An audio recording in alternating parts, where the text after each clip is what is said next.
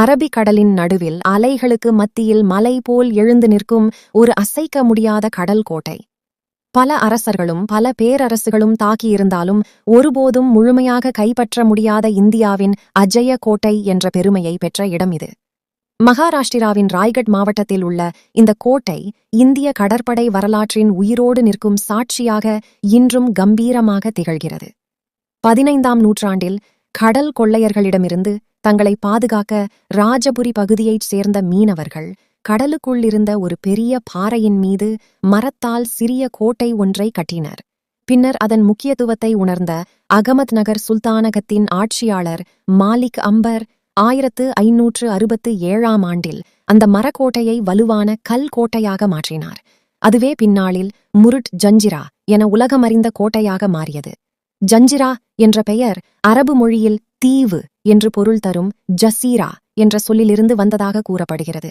கடலின் நடுவே கட்டப்பட்ட இந்த கோட்டை சாதாரண கட்டிடம் அல்ல. சுமார் 40 அடி உயரமுள்ள சுவர்கள், வட்ட வடிவ பாதுகாப்பு அமைப்பு, கடலலைகளை நேரடியாக எதிர்கொள்ளும் வலிமை, இவை அனைத்தும் சேர்ந்து அதை வெல்ல முடியாத அரண்மனையாக மாற்றின. கோட்டையின் பிரதான வாயில் மிகவும் புத்திசாலித்தனமாக அமைக்கப்பட்டது. கரையிலிருந்து பார்த்தால் அது தெரியாது. மிகவும் அருகில் சென்ற பிறகே வாயில் தென்படும். எதிரிகள் குழப்பமடைய இது திட்டமிட்டு உருவாக்கப்பட்ட பாதுகாப்பு முறையாகும். இந்த கோட்டையை கைப்பற்ற பல முறை முயற்சிகள் நடந்தன. மராத்திய மன்னர் ஷாத்பரபதி சிவாஜி மகாராஜ் கூட இந்த கோட்டையை வெல்ல பல திட்டங்களை போட்டார். அவரது மகன் சம்பாஜியும் முயன்றார். போர்த்துகீசியர்கள், முகலாயர்கள், பிரிட்டிஷ் படைகள், பல பேரரசுகள் தாக்கின. ஆனால் ஒவ்வொரு முறையும் ஜஞ்சிரா கோட்டை தன்னுடைய கடற்படை வலிமையாலும் கடல் சுற்றிய இயற்கை பாதுகாப்பாலும் அசைக்க முடியாத கட்டுமானத்தாலும் எதிரிகளை தோற்கடித்தது. இதனால்தான் இது இந்தியாவின் வெல்ல முடியாத கோட்டை என்று அழைக்கப்படுகிறது. கோட்டையின் உள்ளே சென்றால் இன்று கூட அதன் பழைய பெருமையின் சுவடுகள் தென்படும்.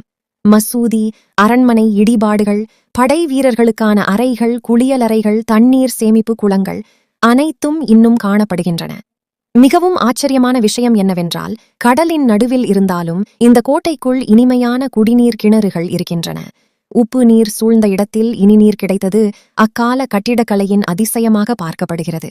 ஜஞ்சிரா கோட்டையின் மிகப்பெரிய அடையாளங்களில் ஒன்று அதன் பிரம்மாண்டமான பீரங்கிகள்.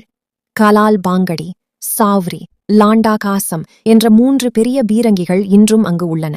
அவற்றின் சத்தம் பல கிலோமீட்டர் தூரம் கேட்டதாக பழங்கதைகள் சொல்கின்றன.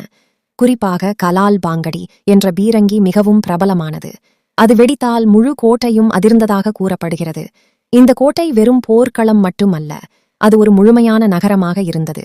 ஒரு காலத்தில் நூற்றுக்கணக்கான குடும்பங்கள் கோட்டைக்குள் வாழ்ந்ததாக வரலாறு கூறுகிறது.